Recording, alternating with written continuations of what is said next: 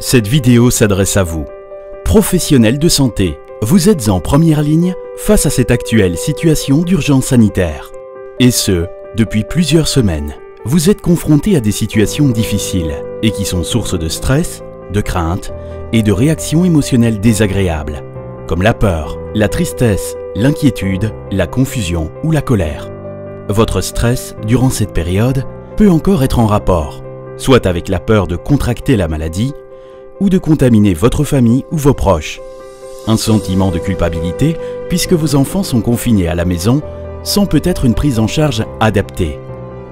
En tant que professionnel de santé, en dépit de l'abnégation dont vous faites preuve, vous pouvez aussi avoir le sentiment de ne pas faire du bon travail et de ne pas être à la hauteur des fortes exigences auxquelles vous êtes soumis.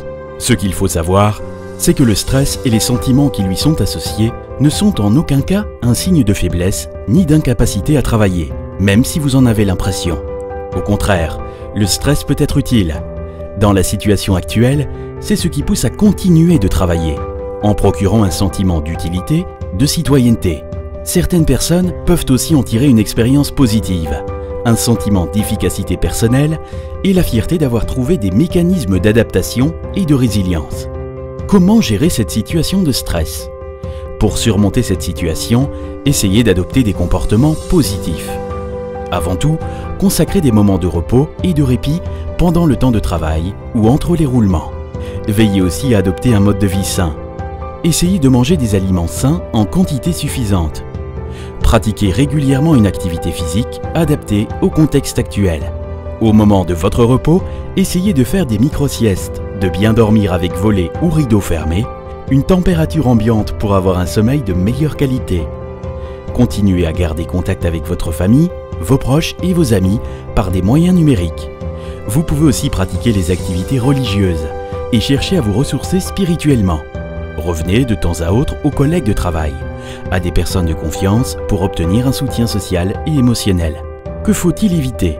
Surtout, éloignez-vous des comportements nuisibles qui dégradent l'état mental et physique et affaiblissent l'immunité, comme la consommation de tabac, de l'alcool ou autres drogues. Et surtout, pas d'automédication de psychotropes. Il est aussi conseillé d'éviter d'être trop exposé aux couvertures médiatiques inquiétantes et sources de stress. Que faire lorsque le stress devient intolérable? Si vous vous sentez fatigué, irrité, débordé par les événements, ou si vous constatez que votre collègue de travail vit un stress ou une anxiété chronique, un sentiment d'épuisement émotionnel important ou permanent. Si vous avez besoin d'être écouté et soutenu, des craintes relatives à votre vie personnelle ou professionnelle, contactez le numéro 05 22 54 85 26. Une équipe de psychologues bénévoles s'est mobilisée pour vous offrir une écoute professionnelle, confidentielle et disponible rapidement. Que vous soyez ambulancier, médecin, laborantin, aide-soignant, brancardier, kinésithérapeute, infirmier ou administrateur, ils sont disponibles pour vous sur cette plateforme.